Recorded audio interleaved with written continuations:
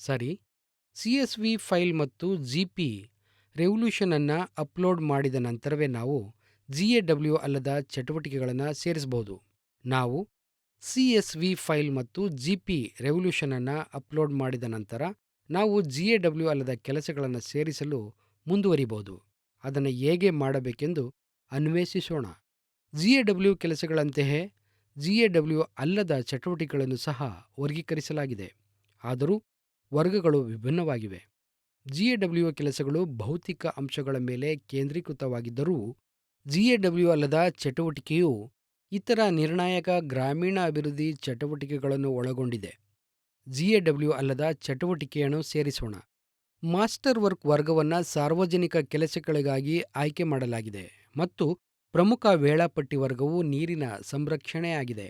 ನಾವು ಫಲಾನುಭವಿ ಪ್ರಕಾರವನ್ನು ಸಮುದಾಯವಾಗಿ ಆಯ್ಕೆ ಮಾಡಬಹುದು. ನಂತರ ನಾವು ಚಟುವಟಿಕೆ ಪ್ರಕಾರವನ್ನು ನಿರ್ಮಾಣವಾಗಿ ಮತ್ತು ಕೆಲಸದ ಪ್ರಕಾರವನ್ನು ಮಳೆ ನೀರು ಕೊಯ್ಲು ರಚನೆಗಾಗಿ ಆಯ್ಕೆ ಮಾಡಬಹುದು. ಮತ್ತು ಅಂತಿಮವಾಗಿ ಇಲ್ಲಿ ಅನುಮತಿಸಲಾದ ಕೆಲಸವೆಂದರೆ ಸರ್ಕಾರಿ ಅಥವಾ ಪಂಚಾಯತ್ ಕಟ್ಟಡಗಳಿಗೆ ಮೇಲ್ಛಾವಣಿ ಮಳೆ ನೀರು ಕೊಯ್ಲು. ನಾವು ವಿವಿಧ ವರ್ಗಗಳಿಂದ ಹಲವಾರು GAW ಅಲ್ಲದ ಚಟುವಟಿಕೆಗಳನ್ನು ಸೇರಿಸಬಹುದು. ಉದಾಹರಣೆಗಳಲ್ಲಿ ಶೇಖರಣಾ ಸೌಲಭ್ಯಗಳು, ಗ್ರಾಮೀಣ ನೈರ್ಮಲ್ಯ ಉಪಕರಣಗಳು ಮತ್ತು ಸ್ವಸಹಾಯ ಗುಂಪುಗಳಿಗೆ ಸಾಮಾನ್ಯ ವರ್ಕ್ ಸೆಡ್ ಸೇರಿಸಿವೆ.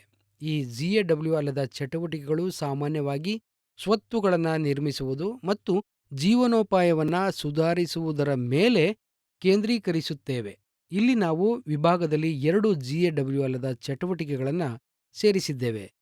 GAW ಅಲ್ಲದ ಚಟುವಟಿಕೆಗಳನ್ನು ಗುರುತಿಸುವುದನ್ನು ಪೂರ್ಣಗೊಳಿಸಿದ ನಂತರ ನಾವು ಅವುಗಳ ಸ್ಥಳವನ್ನು ಗುರುತಿಸಬೇಕಾಗುತ್ತದೆ. ಈ ಕಟ್ಟಡದಂಥ ಸ್ಥಳವನ್ನು ನಾವು ಗುರುತಿಸಿದರೆ ನಕ್ಷೆಯಲ್ಲಿ ಆ ಸ್ಥಳದ ಮೇಲೆ ಕ್ಲಿಕ್ ಮಾಡಬಹುದು. ಇದು ನಾವು ಮೇಲ್ಛಾವಣಿಯ ಮಳೆಯ ನೀರು ಕೊಯ್ಲು ರಚನೆಯನ್ನು ಹಾಕಲು ಬಯಸುವ ಸಾರ್ವಜನಿಕ ಕಟ್ಟಡ ಎಂದು ಭಾವಿಸೋಣ. ಅದೇ ರೀತಿ ನಾವು ವಿವಿಧ ಸ್ಥಳಗಳಲ್ಲಿ ಹೆಚ್ಚಿನ GAW ಅಲ್ಲದ ಚಟುವಟಿಕೆಗಳನ್ನು ಸೇರಿಸಬಹುದು.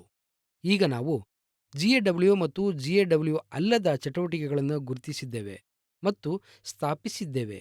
ನಾವು ಮುಂದಿನ ಹಂತಕ್ಕೆ ಹೋಗಬಹುದು, ಅದು ನಕ್ಷೆಯ ಸಂಯೋಜನೆ.